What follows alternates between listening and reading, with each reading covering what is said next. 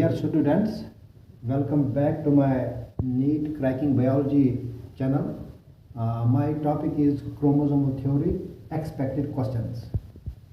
जो हमने पढ़ा था पार्ट 1 और पार्ट 2 में, अब हम आज कुछ क्वेश्चन निकालेंगे जो मोस्टली आपके नीट एग्जामिनेशन या किसी भी कॉम्पिटिटिव एग्जामिनेशन में आ सकते हैं. These are the expected MCQs which I want to tell you. सबसे पहले जो एक्सपेक्टेड क्वेश्चन आ सकता है डिस्क्रीट यूनिट्स.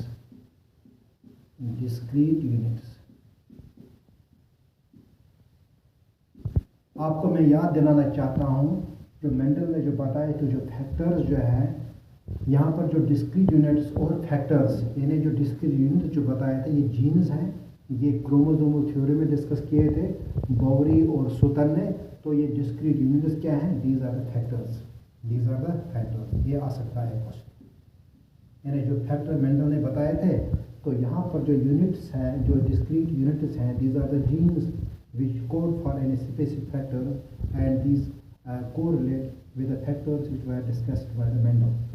एक क्वेश्चन. दूसरा क्वेश्चन जो आ सकता है वो ये है what was the failure of the Mendelian work due to which it was not accepted by the scientific community, by the societies up to 1902. यानी मैंने आपको बताया कि जो मेंडल ने जो काम किया था तो वो काम किस वजह से दुनिया ने एक्सेप्ट नहीं किया, उनको नहीं माना. इसके लिए बहुत सारे कारण थे. हम इसको ये लिख सकते हैं कि एक तो रिजल्ट्स मैथमेटिक्स में आए थे, results in mathematical expression in math.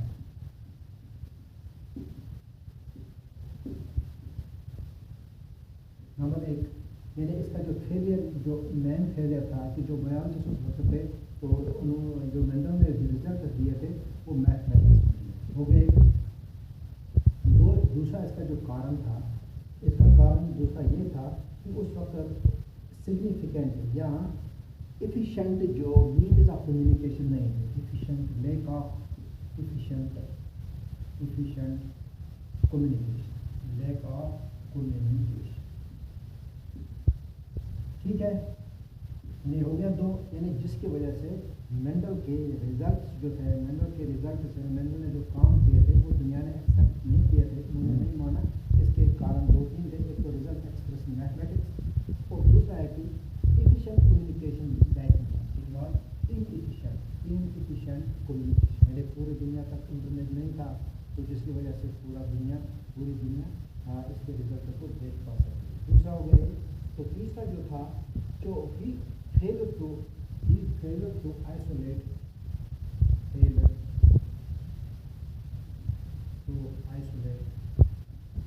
the factors.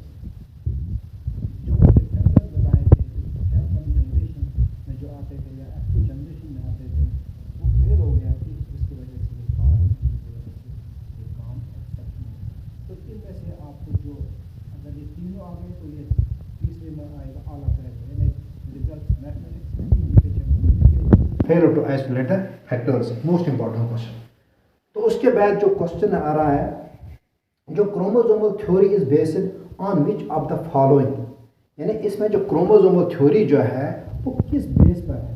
यानी मैंने आपको बता दिया कि क्रोमोसोमल थ्योरी में क्या है. इसमें जो क्रोमोसोम्स होते हैं chromosomal and gene behavior, they are similar, they are parallel और similar. मैंने आपको जो बताया था पार्ट 2 में या पार्ट 1 में आपको मैंने क्लियर किया था कि क्रोमोसोमल थ्योरी में क्या एक्सप्लेन हुआ था.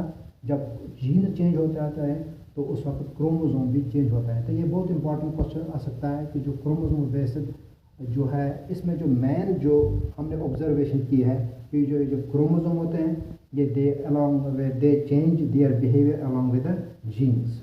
हो गए ये क्वेश्चन. तो उसके बाद जो है scientific drawback of Mendel's work was. यानी साइंटिफिक वर्क था जो साइंटिफिक ड्रॉबैक था. साइंटिफिक ड्रॉबैक क्या था ऑफ मेंडल्स वर्क. बहुत इंपॉर्टेंट क्वेश्चन है. मेंडल वर्क क्या था? साइंटिफिक वर्क उस वक्त उसने साइंटिफिकली आइसोलेट नहीं किए। उसने जिस तरह बोरी और सुतन ने एक्सपेरिमेंट किए, अलग अलग किए, मियासिस को देखा, माइक्रोस्कोप में देखा, तो ये जो यहाँ पर जो मेंडल का जो काम था, जो साइंटिफिक जो ड्रॉबैक था, वो क्या हो गया? तो वो inability to isolate factor, inability to isolate factors. जिस तरह मैंने अभी बताया, जो फैक्टर्स होते हैं तो उनको वो मतलब कामयाब नहीं हो सके, क्योंकि उस वक्त इतनी टेक्नोलॉजी नहीं थी जीन पर वो काम कर सकते। जो फैक्टर्स हैं ये जीन्स होते हैं, तो उसकी वजह से उसने आइसोलेट नहीं किए। उस वक्त इतनी टेक्नोलॉजी नहीं थी, लेकिन यहाँ पर बोवरी और क्रोमोसोम में ये आइसोलेट हो गए, जिनको डिस्क्रीट यूनिट्स का नाम बताया था। नेक्स्ट क्वेश्चन, यानी genome consists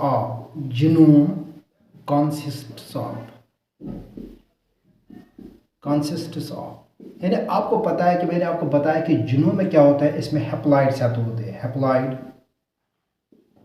set of chromosomes. ये इंपॉर्टेंट क्वेश्चन है। यानी जीनोम जो है इसमें क्या होता है, हैप्लॉइड सेट ऑफ क्रोमोसोम्स, जबकि जाइगोट जो होता है उसमें डिप्लॉइड सेट ऑफ क्रोमोसोम्स। तो फिर उसके बाद एक और क्वेश्चन, सेंट्रोजोम, यानी सेंट्रोजोम, ये 5वां क्वेश्चन मान लो, ये 6th है। सेंट्रोजोम क्या होता है?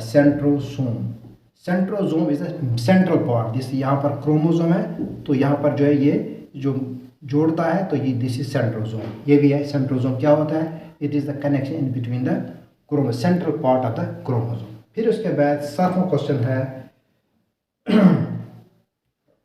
अनफर्टिलाइज्ड ह्यूमन एग जो होता है, फर्टिलाइज्ड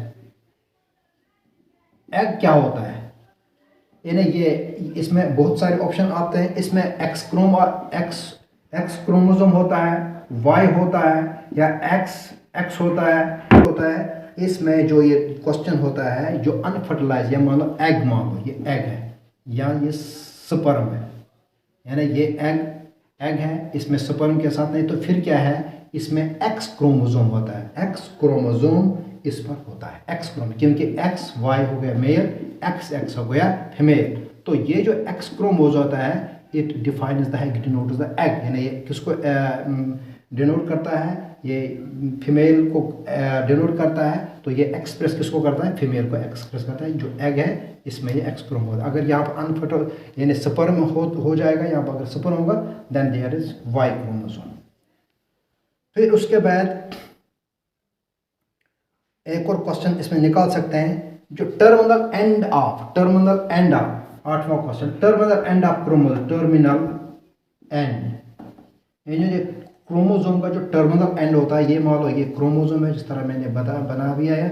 एक जो यहाँ पर सेंट्रोजोम है, तो इसमें जो ये जो लास्ट पार्ट है, इसको टेलोमियर कहते हैं। ये लास्ट जो है ये पार्ट, यानी this is the terminal end of chromosome is called telomere. फिर उसके बाद एक और क्वेश्चन बता सकता हूँ, यानी जो ये बोवरी और सूतन का जो experiment, how did they came to know this genomes, यानी genes are the discrete units which denote the factor. इसमें क्या है, इसमें जो है मियासिस में किया था, यानी उन्होंने क्या किया, उन्होंने मियासिस को माइक्रोस्कोप के सामने देखा। माइक्रोस्कोप में जो डिविजन हो रहे हैं मियासिस में, तो उस पर उन्होंने बहुत इंपॉर्टेंट काम किया था। ये जो है ना, इन्होंने मियासिस को माइक्रोस्कोप में देखा, सेल डिवीजन को देखा, तो उसमें इन्होंने क्रोमोसोमल बिहेवियर को देखा और जीन्स का बिहेवियर देखा। तो उस वक्त उन्होंने ये क्लियर कर दिया कि जो जीन्स होते हैं वो डिस्क्रीट यूनिट्स हैं। यानी मियासिस में क्या होता है?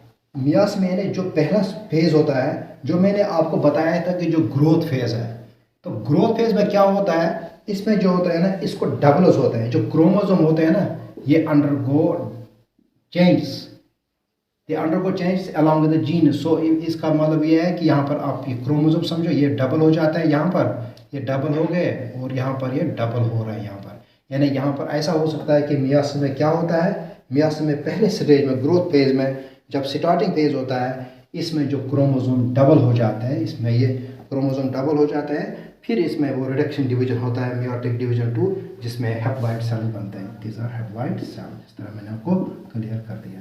Thank you for watching this.